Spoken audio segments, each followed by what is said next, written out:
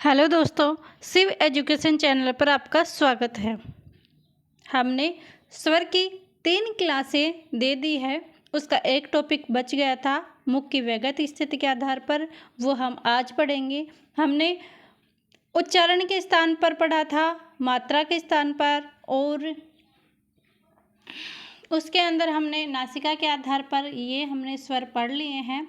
आज हमारा है मुख की व्यगत स्थिति के आधार पर स्वर के भेद, और उसके बाद हम व्यंजन का एक टॉपिक लेंगे, और उसके बाद एक टॉपिक आने के बाद हमारा व्यंजन कंप्लीट हो जाएगा। उसके बाद हम संधि स्टार्ट करेंगे।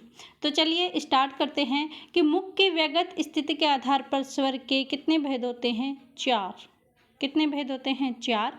पहला है संवृत, अर्धसंवृत, अर्धविवृत और विवृत स्वर। ये कितने हो गए? 4। मुख की व्यगत स्थिति के आधार पर शब्द के कितने, स्वर के कितने भेद हो गए? 4। यहाँ पर ये गलत है, शब्द नहीं, स्वर के कितने भेद हो गए? 4। पहला कौन सा है? संवृत स्वर, यानी जिन स्वरों का उच्चारण करते समय मुख अपेक्षाकृत कम मात्रा में खुलता है। ये ध्यान देना कि जो सबसे कम मात्रा में खुलता है उसे संवृत स्वर कहते हैं। जैसे ई, ऊ। आप इसे बोलकर जरूर देखें कि हमारा मुंह कितना खुलता है। ई, ऊ। इसके अंदर हमारा मुंह ज़्यादा नहीं खुल रहा, तो संवृत स्वर, सम यानी जो कम खुलता हो। ई, ऊ। जो जिन स्वरों का उच्चारण करते समय हमारा मुख कम खुलता हो, अपेक्षाकृत कम खुलता हो, यानी ई हमारा मुख बहुत कम खुल रहा है, बल्कि ऊ में थोड़ा सा, तभी हमने अपेक्षाकृत लगाया था। फिर है अर्धसंवृत स्वर, संवृत की अपेक्षा अधिक मात्रा में खुलता हो। जैसे ई, ऊ। इतना मुंह खुला, उससे थोड़ा सा ज़्यादा खुले, ए, ओ। तो ऐसे ध्यान रखा, संवृत स्वर जिसमें कम खुले, और अर्धसंवृत यानी जो संवृत है उससे भी अर्धसंवृत यानी थोड़ा सा अधिक, अर्धसंवृत यानी थोड़ा सा अधिक, तो अधिक मात्रा में खुले, तो जैसे ए, ओ। तो संवृत से थोड़ा सा ज़्यादा खुला, वो कौन सा होगा? अर्धसंवृत स्वर। फिर होगा अर्धविवृत, अर्धविवृत स्वर की अपेक्षा अधिक मात्रा में खुलता हो।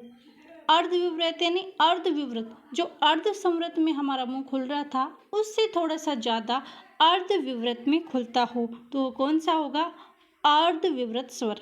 अर्धसंवृत की अपेक्षा अगर थोड़ा सा ज़्यादा खुले तो अर्धविवृत, संवृत की अपेक्षा ज़्यादा खुले तो अर्धसंवृत, और अर्धसंवृत की अपेक्षा अधिक खुले तो अर्धविवृत स्वर होता है।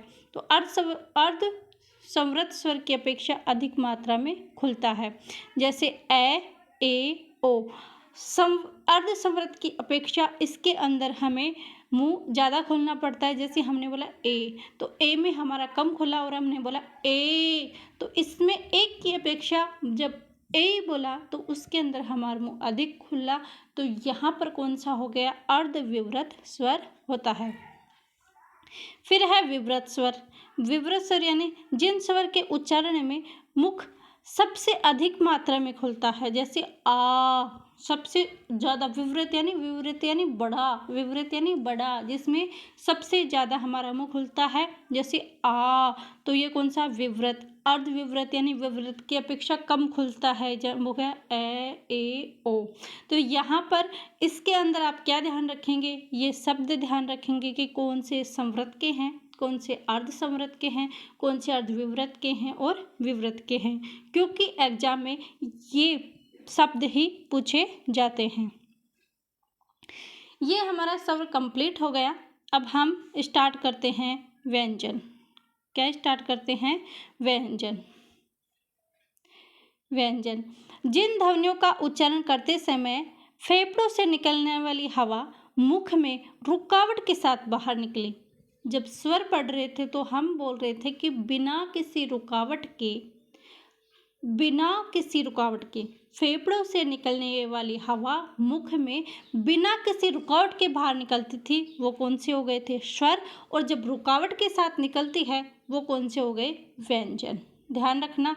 अब अगर ये समझ में नहीं आए तो ध्यान रखना स्वर, स्वर की बिना रुकावट का इसलिए निकलेंगे क्योंकि वो अकेले एक साथ ही निकलते हैं, उन्हें किसी सहारे की आवश्यकता नहीं रहती, वो अकेले निकलेंगे। अब जब हम साथ लेकर किसी को निकलते हैं तब हमें दिक्कत आ जाती है कि कोई साथ हो, फिर एक जाने में टाइम लगाए और उसमें दोनों में टाइम लगे तो रुकावट जिसमें आएगी 2 वाले में, 1 वाले में नहीं आएगी, 2 वाले में रुकावट आएगी। क्योंकि जब एक जा रहा है तो पता नहीं चलता, जब 2 जाते हैं तो पता हमें चलता है। तो ऐसे आप ध्यान रखना कि जब रुकावट आए तो व्यंजन और रुकावट नहीं आए तो स्वर।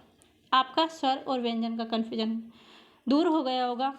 अथवा इसकी दूसरी परिभाषा है, वे वर्ण जो स्वरों की सहायता से बोले जाते हैं क्या कहलाते हैं? व्यंजन कहलाते हैं, जो स्वर की सहायता से बोले जाते हैं। स्वर बिना सहायता के बोले जाते हैं वो तो अपने आप में स्वतंत्र रहते हैं।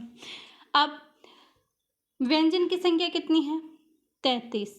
व्यंजन की संख्या कितनी है? 33। कौन कौन से? स्पर्श व्यंजन। स्पर्श व्यंजन कितने हैं? 25। कौन कौन से? कैसे, मैं तक। कैसे, मैं तक यानी कै वाली, जिसमें पूरा जें का, खा, गा, गड़ा। फिर च वाली आ जाएगी, च, छ, जय, जय, न। फिर ट वाली आ जाएगी, ट, ठ, ड, ढ, न। त, थ, द, मैं। त, थ, ध, द, न। प, फ, भ, भ, मैं। कितने हो गए? 25 हो गए। क्योंकि 1 2 3 4 5 और 5 इनके आते हैं, तो 5 और 5 इंटू कितने हो गए? 25। कैसे, मैं तक क्या हो गए? स्पर्श व्यंजन हो गए। इसके स्पर्श व्यंजन में भी आते हैं संघर्ष स्पर्शी और स्पर्श स्पर्शी, ये वाले हम कल वाले वीडियो में देखेंगे। फिर आते हैं उसमें व्यंजन। उसमें व्यंजन कौन से? स है, यानी ऊष्मा बाहर निकलती है। जब हम ऊष्म स्वर को बोलते हैं तो हमारे फेफड़ों से निकलने वाली हवा दोनों ओर घर्षण करके ऊष्म के साथ यानी गर्म हो जाती है। जब घर्षण हो जाता है तो वो गर्म हो जाती है, इसे ऊष्म व्यंजन कहते हैं। तो ये कितने होते हैं? 4। कौन कौन से? स और है। फिर है अंतस्थ व्यंजन। अंतस्थ व्यंजन कितने होते हैं? 4। अंतस्थ व्यंजन कितने होते हैं? 4। कौन कौन से? य, र, ल, व। कौन से हो गए? अंतस्थ व्यंजन य, र, ल और व। स्पर्श व्यंजन 25। उसमें व्यंजन 4। स है। अंतस्थ व्यंजन य, र, ल, व और संयुक्त व्यंजन 4 हो गए, वो 6 3 य। इन संयुक्त व्यंजनों को भी कल हम डिटेल से पढ़ेंगे। ये वाली संख्या आप जरूर ध्यान रखें क्योंकि यहाँ से डायरेक्ट क्वेश्चन पूछे जाते हैं। संयुक्त व्यंजन किसे कहते हैं?